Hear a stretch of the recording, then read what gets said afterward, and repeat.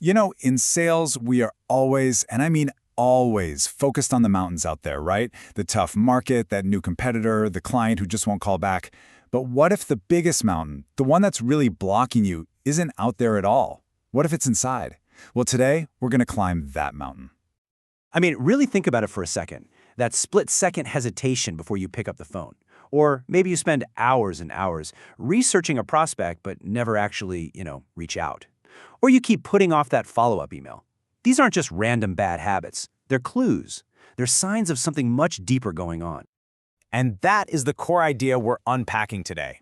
The mountain isn't your sales quota. It's not a difficult prospect. The mountain is you. It's all those internal roadblocks, the self-sabotage, the limiting beliefs, the fears that are keeping you from hitting your true potential. And the only way to the top is to turn inward. So, let's climb this thing together. Here's our path. First, we're going to identify the mountain within. Then, we'll get into the surprising logic of self-sabotage. After that, it's all about rewriting your inner script.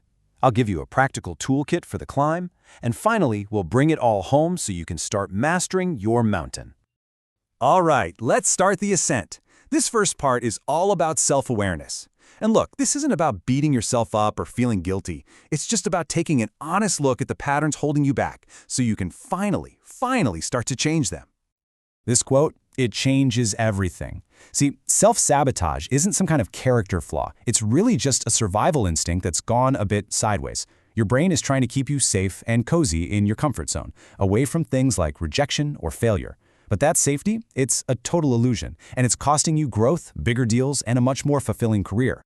So to overcome this instinct, we have to understand it. We have to get the why behind it, because these behaviors, they're not random. They follow a very predictable subconscious logic. And once you understand that why, you start to take away its power. I really want you to let this one sink in. Read it one more time. Self-sabotage is misdirected self-protection. Your brain, your subconscious, is basically trying to protect you from what it thinks is a threat, like the sting of a lost deal or the embarrassment of a tough question. The intention is to protect, but the result? Well, the result is destructive. And this table here illustrates the connection perfectly. Take a look. Procrastinating on that follow-up? That's probably not laziness. It's often a deep fear that you're just not good enough, that you won't have the right answers. Or what about avoiding asking for the close? That's a classic move to protect yourself from hearing the word no. And over-preparing for calls? That's often just a way to cover up a feeling of low self-worth. This belief that you have to be absolutely perfect to have any value. See how it works? Okay, so we get the why. Now we can shift our focus to the what. As in, what do we actually do about it? And the solution isn't just to try harder or to learn some slick new closing line. The real work is internal. It's about completely rewriting the script you tell yourself about who you are. This right here, this is the whole game. Your actions will always, and I mean always, line up with what you secretly believe about yourself. If you see yourself as someone who's just not a natural closer, well, your brain will find a million little ways to make that true. So to change the action, you have to upgrade the identity first.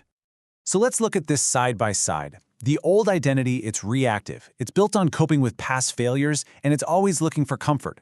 But the new identity, it's proactive. It's intentional. You're not just trying to close the deal. You are a trusted problem solver. You're not running from risk. You're actively seeking growth through the discomfort that comes with it. It's a huge shift. Okay, we've covered the why and the what. Now for the really good stuff, the how.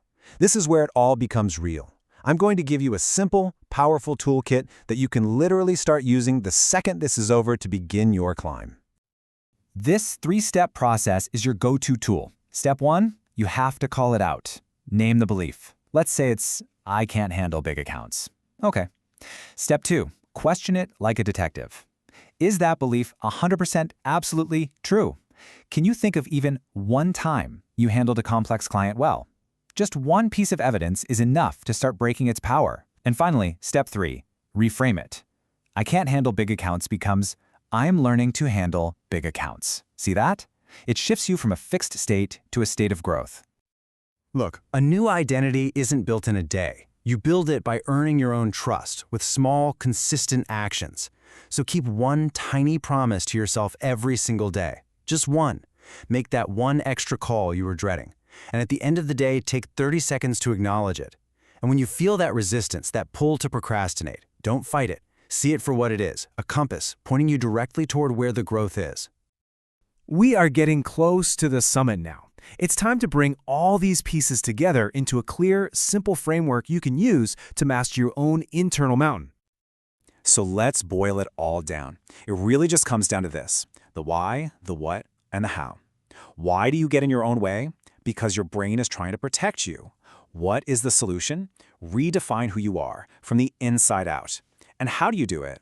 With simple, daily tools that reframe your beliefs and build real, unshakable self-trust.